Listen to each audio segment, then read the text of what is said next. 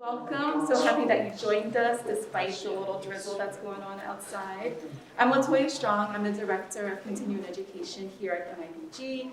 It is my pleasure to welcome you here for this event with Teri Speight titled Black Flora, Revased, Revisited, and Revised.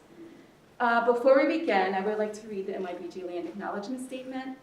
The New York Botanical Garden is located in the ancestral homeland of the Lenape Delaware people. We honor them and acknowledge their displacement, dispossession, and continued presence. Before we introduce today's esteemed speaker, we'd like to encourage you to explore upcoming programs across our education team.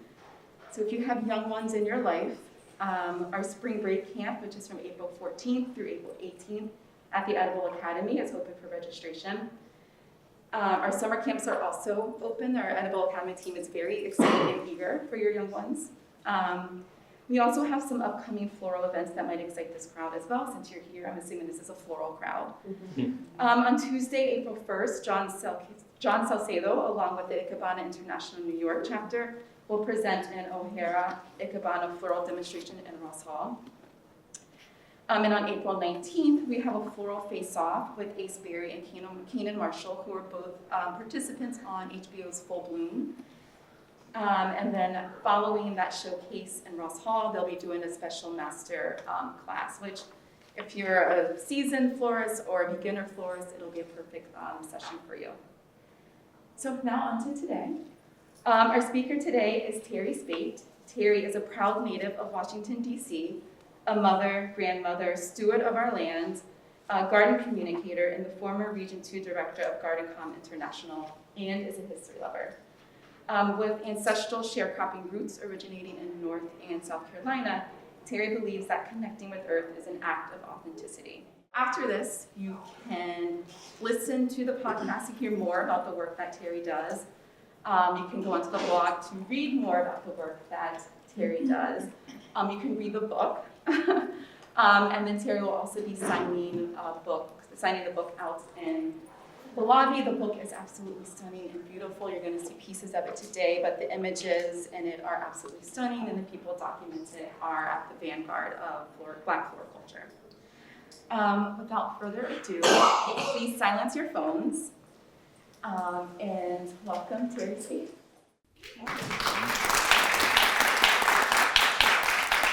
Thank you, everyone. You all are getting this talk. This is the second time I've done this one. I just came back from Seattle. The point of my talk and the point of the book is to inspire us to grow flowers, to inspire us to encourage others to grow flowers, and to inspire us to appreciate the flowers. She gave a brief overview of who I am and what I do. I consider myself a soil disruptor. My community garden, they keep asking me, when are you going to retire? I told them, I don't think you want me to do that yet. Because I'm always giving them advice like, why do we have all this turf here when we can have a cut flower garden or we can have a meadow so that it's beneficial to the community and we're not putting all those pollutants back into the air.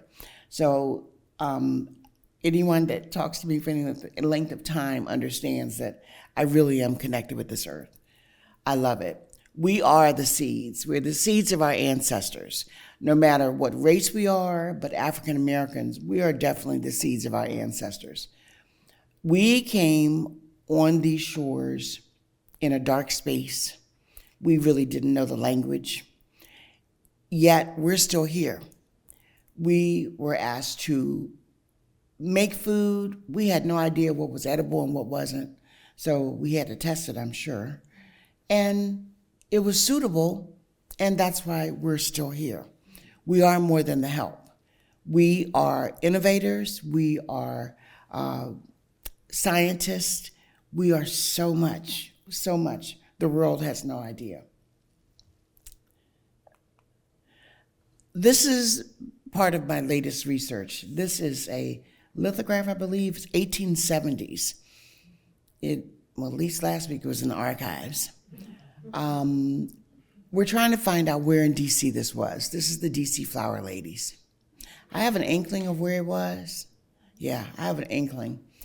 but I have to get into the archives to see, which right now is, not really happening. But we're going to find out. And I've got a couple people that might be able to give me some inside information. These women brought flowers to the market and sold them. There is a formerly enslaved African-American woman that came from Prince George's County, where I now reside. What is interesting about this woman is she bought her freedom by taking vegetables and plants to Lafayette Square, bought her freedom, bought her family members freedom, built schools throughout DC, churches, but we don't get the recognition for that. She had to know how to grow produce to get her freedom. Imagine that. The garden leads us to so many different things, and that's why I say everyone in this book has pivoted in some way, shape, or form, and I'm only going to give you a taste of the people in the book. But we call ourselves the Black Flora family. And honestly, we do. We grow more than collards. Abra Lee, who wrote the foreword to my book, we are besties, and she's in Atlanta. I'm in DC. We are both members, at the time, we're both members of Garden Com. At that time, it was Garden Writers. And we were in this conference, and the lady was talking about how, don't undersell yourself, speak truth to power, yada, yada, yada. And then Abra and I were laughing because we were like, yeah, they think all we could do is write about farming. Because at the time, every book that we could read about African Americans horticulture, they ran a farm. And I was like, I love ornamentals. I love shade gardening. I love cut flowers. And Abra's like, yeah, but they just want us to talk about veggies. I'm like, well, we grow more than collards. And then I went and bought the hashtag. So it's like, but it's the truth. It is honestly the truth. And sometimes I know a lot of people don't understand it or don't get it. And they're like, we want you to do a program on small vegetable container gardening. I'm like, could we mix it up? Because the garden is diverse. Even if it's an evergreen garden, there's leaf texture, there's the shades of green, there's the structure of the green, how it's put on the leaf. Are the leaves, perpendicular? Are they hanging? So the garden practices diversity. Thank God. This young woman is one of the first ones in the book, and she is what I call definitely a youngin'. Shonda, when we chatted, everyone in the book, I had hours of conversation. I was only supposed to have a half an hour, but it was late at night, so we would go on and on and on and on. Shonda was getting married. She realized that she could not afford a florist to do her wedding. Totally out of reach. So she went to the grocery store, and she created all of her wedding florals from the grocery store. Shonda has connected with some leaders in the floral industry. Holly Chappelle has basically taken her under her wing. She moved from her condo, where she was renting space in the activity room, to a house. And now she has her studio in her house. Earlier in February, she did a one-day session with other budding florists. And she had a waiting list in 2 years. That's one of her wedding bouquets. She is a beast, and she is dedicated to her craft. And her formal training has come from observing and practicing the art. And then there's Hannah. I was with Hannah in Seattle. I'm definitely going back to Seattle because we went to an ancient forest. It was divine. But Hannah was another one. She came from the DC area. Her dad had moved to Seattle. She went with her dad at 13. And she was a waitress in a restaurant, and they asked her to make an arrangement.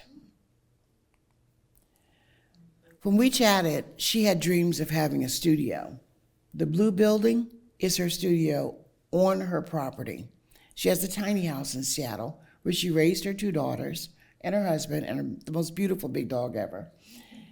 And when we were writing the book, She only had a dream of that studio. The studio inside is magnificent.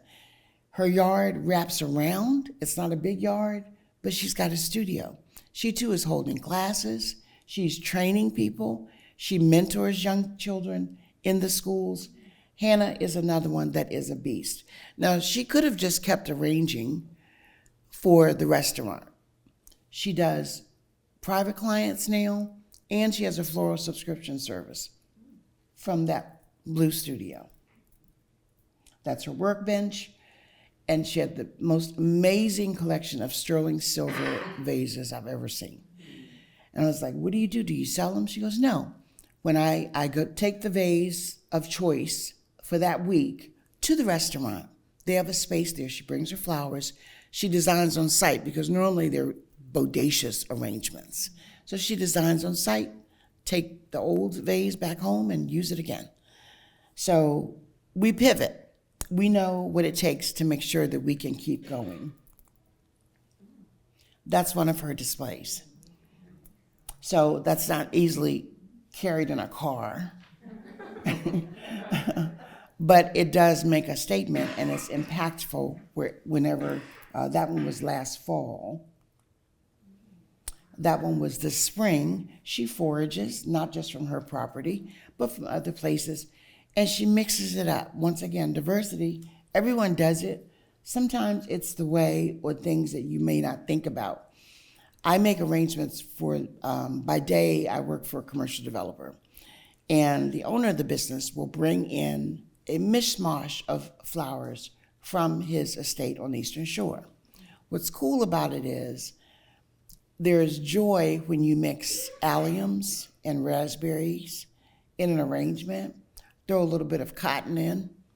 I call them my youngins at work. They had never seen cotton in an arrangement or otherwise, except for what you buy in CVS.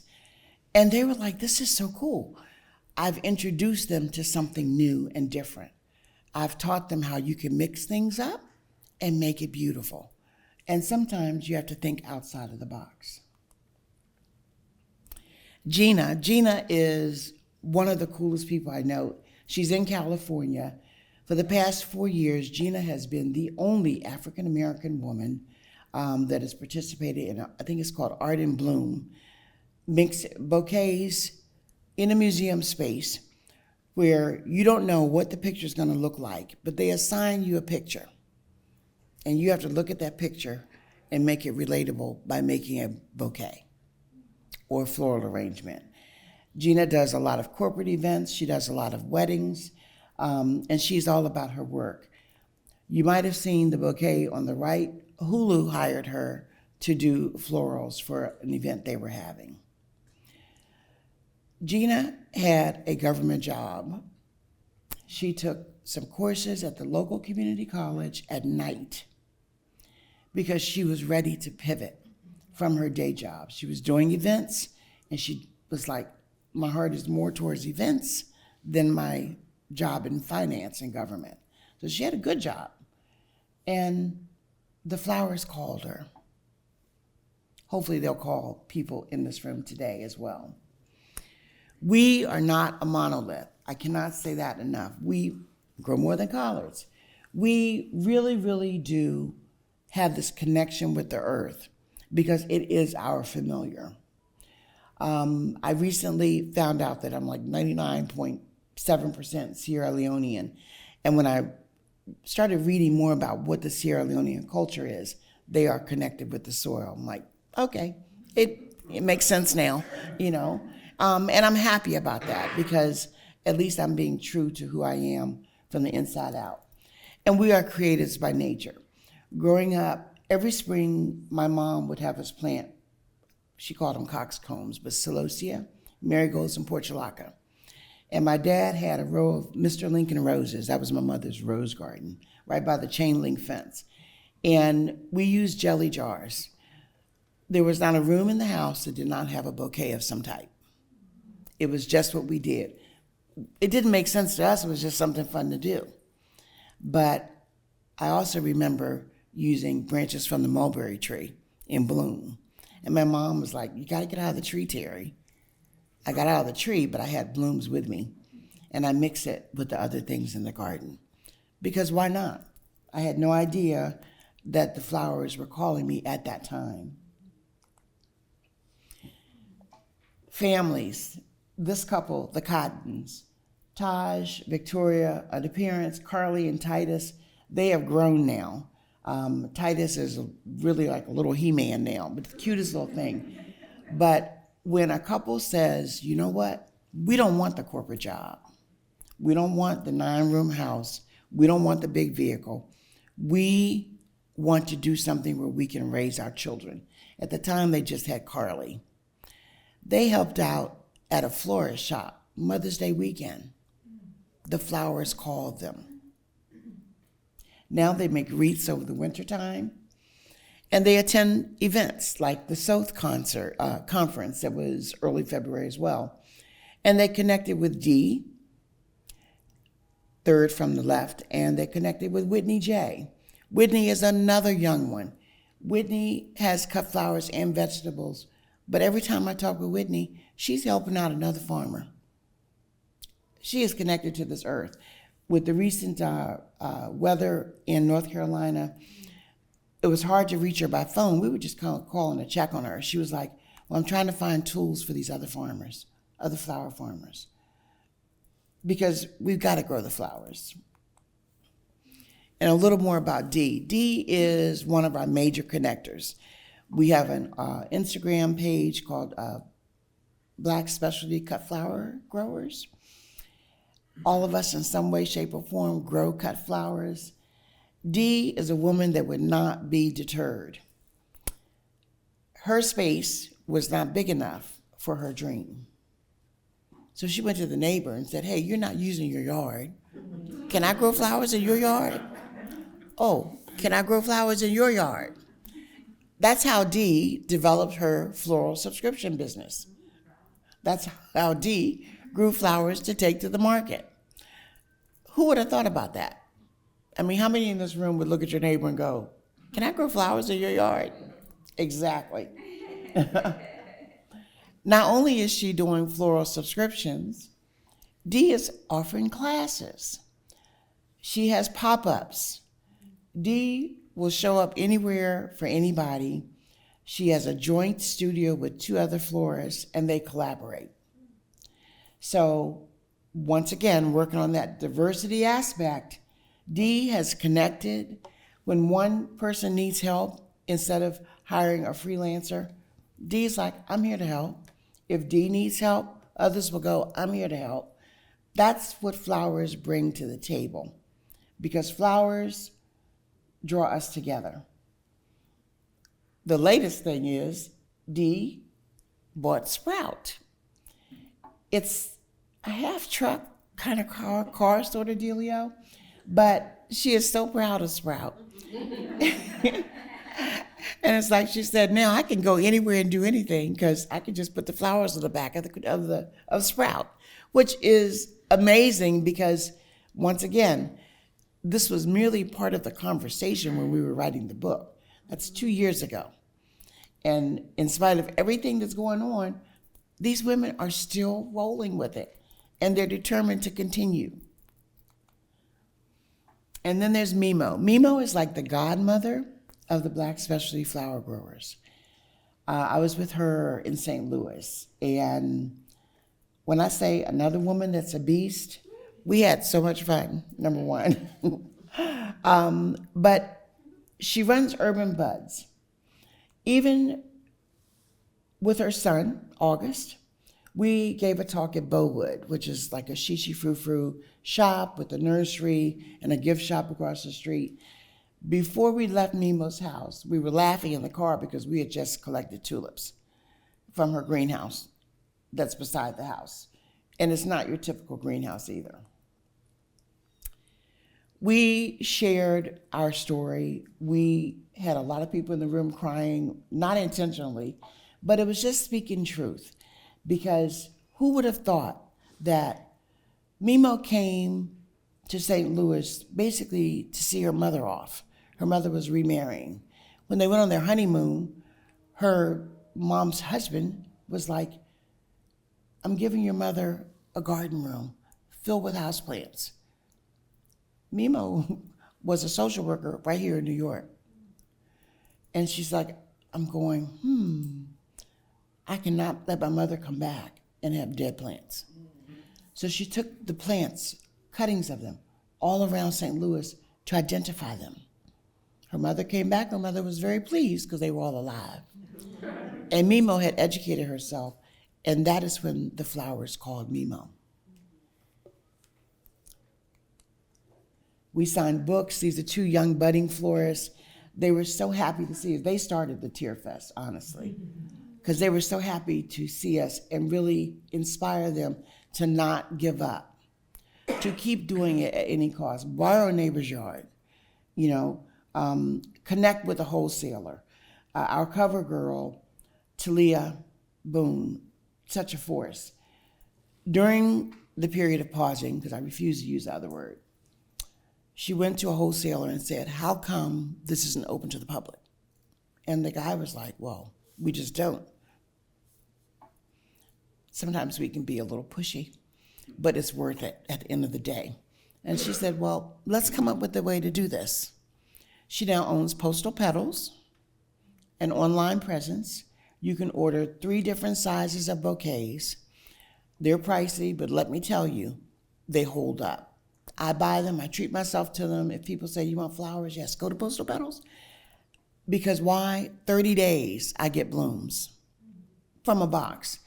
If any of you all are florists, sometimes you go to the wholesaler, you get them out of the box, you might have to throw 20% of them away. Her stuff is local, it's fresh, it arrives on time. She found that all of these points were important, especially during that period of pausing when we all needed to find some joy. Flowers will help you find joy. These young women decided to start their floral journey during that period of pausing.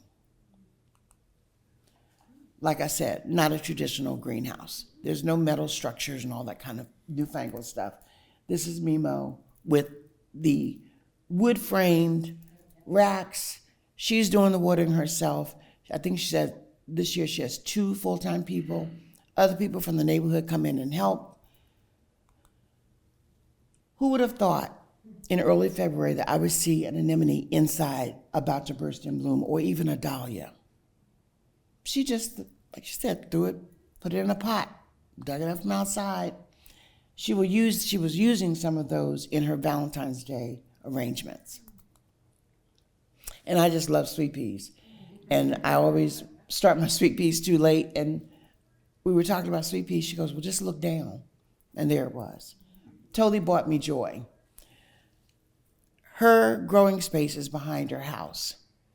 Nothing fandangly new. If you look behind her where the white roofs are, last fall, she planted a row of tall marigolds. There are Hispanics in her neighborhood that celebrate Day of the Dead. They were so happy to see these marigolds. During the summer, they look at the zinnias, they look at the cosmos, they look at the other plants. They're beautiful, they're nice. But to see that luscious row of tall marigolds meant something to them. That is how we connect through flowers. And they protect Mimo. She was looking at seedlings. We all bought seeds. And she had sown hers outside. Mine are in my house sowing because I've been busy and I wanted to make sure they were going to be okay. But she was like, oh, I got to replant here. Maybe I'll add a little more there. Maybe I'll mix it up. When you are growing flowers, you have to stay on top of your game. These tulips she planted in crates. She was harvesting them. They were ready for bouquets for Valentine's. Most people would choose roses. She chose tulips. Pivot. The 2 of these women have brought so many of us together in so many different ways. Other people that I didn't mention, one of the people in the book, she's a horticultural therapist. So she will take blooms around to senior centers where seniors might have amnesia. They might have maybe blind. she will have them touch the petals and bring them back to a place of their familiar. Not many people know the power of flowers. Not many people know that in wartime, Civil War, when it was over, a lot of African American warriors would come and take those flowers they saw by the train tracks. They would take that iris tuber. They would take that dahlia tuber and take it home. And it became part of their traditional gardens. Hannah and I reflected on our grandfathers, our grandparents. My grandmother lived on Capitol Hill. They had migrated up from Red Lion, North Carolina. However, Grandma had coffee cans with flowers in them, with herbs in them. Hannah could reflect the same thing about her grandfather, who was still in North Carolina. And when I visited with Hannah, in front of the barbecue pit, there were cans with herbs in them, because we never moved too far from our familiar. And while our stories are hidden sometimes or not told all the times, it's important to us. Part of my research now is uncovering the hidden story of the African American garden clubs. Back in the day, they were known as the Negro garden clubs. The problem is, a lot of times when Grandma died, we threw those papers away. We've got to find those papers. We have to record the stories. We have to write the stories. Just like I've written this book to make sure that if there's another little child that really admires flowers, that she will know, she can look in this book and see who identifies with her and maybe look them up or be inspired by how they went about doing things. Flower Guy Braun is in the book. He has a huge Instagram presence, does a lot of work in Richmond. Raised by his grandmother, what brought him to flowers, first of all, were the blue hydrangeas that he hated in his grandma's yard. I understand blue hydrangeas. They were in my grandmother and my ancestors' yards in Great Court, South Carolina. But he knew that was not his favorite flower. However, as an instructor, a teacher, one of his coworkers asked him to do his wedding. He was like, So with a 6-inch square vase, he did a wedding. That was when the flowers called him. He does some top dollar, top notch, over the top weddings in Richmond. But it's not just him.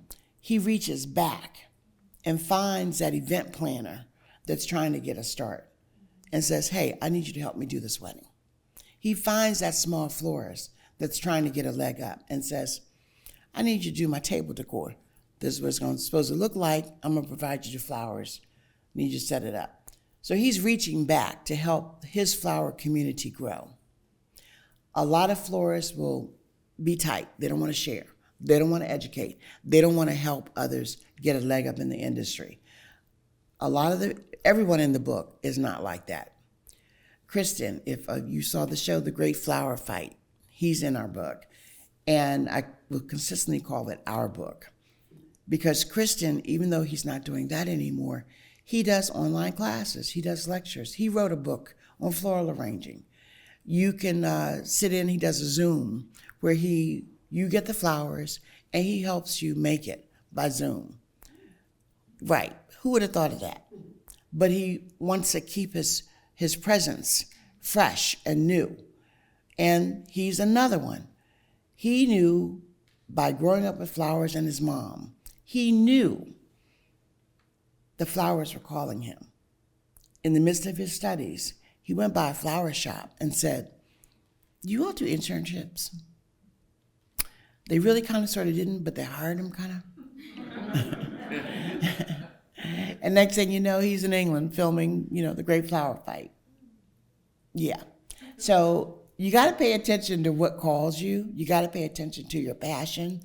The gentleman that I work for, even when I started, we always had this floral conversation that nobody else in my office would understand. He would bring me pictures of his daffodils, mostly finished, that went up his driveway, which was a long driveway. It's like, Chip, can you give me a picture of the daffodils in bloom? So he would bring me the daffodils instead. But he would understand, and when he presented that challenged, I call it the challenging bouquet, he would bring it on Tuesdays. He goes, what are you going to make out of this? And I'd be like, ooh. But we made it work. Whether it was a big bouquet, whether it was a big bouquet with a little of the leftovers to make small arrangements to dot throughout the office, everyone's spirits are uplifted. And everyone goes, I wonder what he's going to bring next week. And if he doesn't bring them, we're like, Chip didn't bring flowers this week. So flowers in my world are the tie that binds us all together. Writing this book was important to me because when I first started writing about the garden, Cottage in the Court is my version of how I perceive the garden and how it relates to our lives. Well, when I started my research, I found 2 African Americans, other than George Washington Carver, because, everyone knows George Washington Carver, but I wanted the ones that were really writing about how we see the garden. I found Lee May and Ann Spencer. I was very disappointed because I knew, and this was about 16 years ago. So in my world, not that long ago, but I knew there had to be other books written by African Americans about how they perceive the garden, whether they documented the garden or what. Still looking, a lot of books about farming, but about the flowers. And I know we're out here. I know our hands are immersed with our clippers, peeling off leaves, opening up roses, cutting zinnias at the right time, cutting cosmos at the right time, and mixing it up. But where is our story? And if this is the only way I can introduce our story right now, it's going to continue. So we're working on another book because as I've written this book and taken it on the road, every time I turn around, there's someone else going, oh, are you writing another book? I want to be in your next book. Because let me tell you, I've got so many stories. The Fredericksburg flower farmers, they have provisions included with their flowers. So you can go to their stand at the farmer's market and not only get your flowers, but other small farm produced items. There's Dee again and the Cottons. And the importance, reimagining the possibilities. There are a lot of kids right now that will not be able to afford to go to college, may not want to go to a trade school. But when they see that azalea bloom in the spring, they are inspired. They are like, oh, one of my little kids at work, he's a young man now. He's a young man. He's not a child anymore. But every spring I knew he was going to bring me a branch from the azalea down the street from his parents' house. That's meaningful. And I'm willing to bet one day PJ will get that call to flowers. I'm pretty sure of it. To encourage other children, African American children specifically, because sometimes we feel like we are less than, and we are not. We are more than enough. Sometimes we feel as though, oh, but I got to get all this education, and I don't have the money. Try something. Try flowers. They're user-friendly. They really, really are. And they bring a smile to most people's faces. To encourage us to bring nature inside. So many times we will go through a botanic garden. We'll see an arrangement on someone's desk. Bring those flowers inside your own home. When I do my floral displays at work, at the end of the week, somebody's always going, is anyone taking that home? I'm like, no. If it's a big one, I'm like, okay, divide it, share it. Yeah, basil was a big hit last year. I don't know why. Purple basil. Try that in your arrangements and, enjoy it in your iced tea. Regular basil, lemon basil, game changer. And reminding us to play outside. If you are a gardener and you are always going outside to work, stop. Put a seat somewhere where you can enjoy the beauty that you're growing. I have 2 little girls. I'm in a cul-de-sac. The cottage is in the middle. There's no turf. The neighbors thought I was crazy when I removed all my turf. I knew what I was doing. I would rather sit and enjoy my flowers than mow. I don't have time to mow. These are two little girls. They're always coming by. I give them daffodils. They had never had a fragrant daffodil before. But I presented them bouquets all last year. I was coming back from the community garden one day and I was tired and I had my bucket with me and I was trying to go inside to my dog and the little one said, "Miss Teri, can you just spend time with us?" I melted. 2 hours later, I was still sitting there. Yeah. But the thing about it, it made me think my presence, and they know I garden, my presence and the garden made them comfortable enough to approach me. That was number one. They're also teaching me Spanish, which is really hilarious. I know a little bit of Spanish, but to have a 6-year-old teach you is a game changer. But I made an area. I got a little gazebo thingy. I made an area where we can sit this year. And we're gonna listen to the bee party in the Vitex. We're gonna watch the butterflies go above, there's a salvia called Amistad. Get it, put it in your garden. So beautiful, deep, rich bloom, butterfly magnet. We're gonna be able to sit in the garden and I'm gonna teach them about flowers. I'm gonna help them make bouquets. I put in a little mini meadow right across the front of the house that they will be able to pick those flowers at any time they want to. Everyone doesn't have that space, but you can do a meadow in a bucket. You can do a meadow on the street side sometimes. But when I'm done, I will have made sure these little girls know the joy, the power, and the beauty of flowers. All of us can do this. All of us can do this. If you have to buy them, if you have a 5-gallon bucket, if you have a big pot, if you have just a little green space, plant some flowers, grow some flowers, enhance someone else's life. It's so important, especially now. We need to be bringing in as much joy to other people's lives as much as we can. And we can do that through flowers. Timber Press saw us, the book. This is the second rendition of the book. The first rendition sold out and they were not going to print it again. Timber Press, I give them so much thanks because they saw us. All of us were kind of feeling some kind of way when we knew the book was not going to come out again. And when I got the call from Timber and McKenna, it just made all of us, we had a conference call that night because we were so elated that our story would continue. Help us tell our stories. Share the book. Whether you check it out from the library or buy the book, but share the book. And if you see a child, a young person that's misguided, maybe introduce them to flowers. It might just be their ticket to success. That's it.